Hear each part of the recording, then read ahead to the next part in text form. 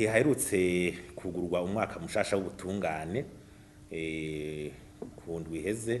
ishanga parseme yabona yuko ico gisata c'ubutungane gihambaye mu buzima bw'igihugu na cane ko umwaka wuguruwe mu gihe havugwa vyinshi amaraporo asohorwa kumva asa nari karatera icuka kibihana hariya mbwa twe tukavuga tuti uyu mwaka warukwiye kuba umwaka twovuga wo kongereza ugushaka wo gufata ingamba zikomeye kugira ico gisata giterere neza ubutungane mu gihugu na cane by'agatakazi na muntu. Ubwa mbere ho tuvuga tuti leta y'u Burundi yotegeza kumva yuko kubahiriza agatakazi na muntu byategeza kuba muri preoccupation no kuvuga umwitwarariko wa misi yose wabwirizwa kuba umwitwarariko wa misi yose. Icaka bino ko tuvuga tuti ivyo ayo mategeko yose yanditswe izwirizwa shingiro harimo ibintu vyinshi bisaba kubahiriza agatakazi na muntu bisaba kudapfungira abantu busa byo guhotera abantu muri za torture ivyo byose amategeko menshi y'igihugu arabibuza. Twibaza yuko hoba ukwigisha abantu cane abantu bari mu ntwaro hari abantu batazi neza ko uri mu ntwaro utegereza kubahiriza amategeko abantu bagashaka gukora ivyo bashaka. Ico kintu ni kintu gihambaye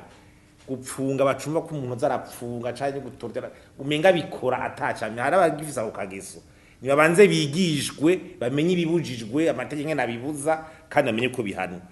Hanyuma rero igikurikira cyo kuba uguhana biboneka nta kintu kibi nk'umuntu yitwaza amabanga ya leta jejwe kugira yahohotera abanyagihugu kandi akabikora umengo nta camye. Ico ni ikintu ca mbere kibabaje wowe tumuri kurenganya uwundi mbwa ari kuti cawe mugo bukoresha amabanga wahawe wize wiguhabwa na leta by'utunganyiza abanyagihugu yakoresha mu guhohotera abantu hanyuma bwa butungane nabwo ntibeze ngo bukurenga ngo burengana barenganijwe. Cyo ni kibikiye icaga kandi gikomeye nuko ayo maraporo azarasohoka kumbe ntawe uzabuza ko abana yasohoka mugabo ivyo kuvuga ngo umuntu ngo ariko ararojeta ambloke canke ngo kwiyamiriza raporo nibaza ko ari kuraba ivyavuzwemo ikaparaka yavuzwe bavuze umuntu ikibi kumara ikibi umuntu yaviyoye yavyo aguma yakoze ikibi ari umwicanyisha aguma yishe ntibinda ngo ni raporo kanaka yabikoze igihambaye no kumenya ukuri uwo muntu yabikoze sanze kuri agahanwa nico gihambaye ivyasohotse vuga tuti havuzwe naka ku mutumba kanaka ikomine kanaka bya byose hariho igipolisi kiriyo haro za parke zihashika harashaka kuginuze wabikoze agahanwa kuri kwano.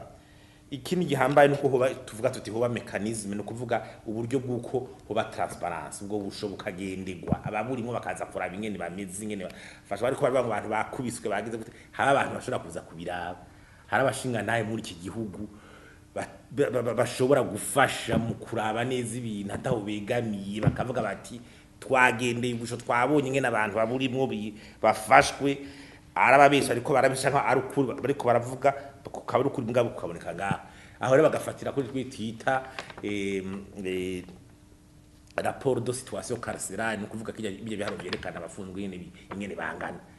bashaka kuri kuri no munsi ugasanga barasubiriye bariyongereye baragwiriye. Igihambaye rero suko urekura hagaca hasubira vya bindi nyene bakagwira nuko haba visite yo kubarekura no kuraba neza abariyo yuko atawuri karahohotegwa ivyo n'ibindi bintu bishobora gufasha. Ikindi gihambaye rero no gugwanya igiturire kandi ku rwego rwose aha ni igiturire ciraye nta agatakazi na muntu biragora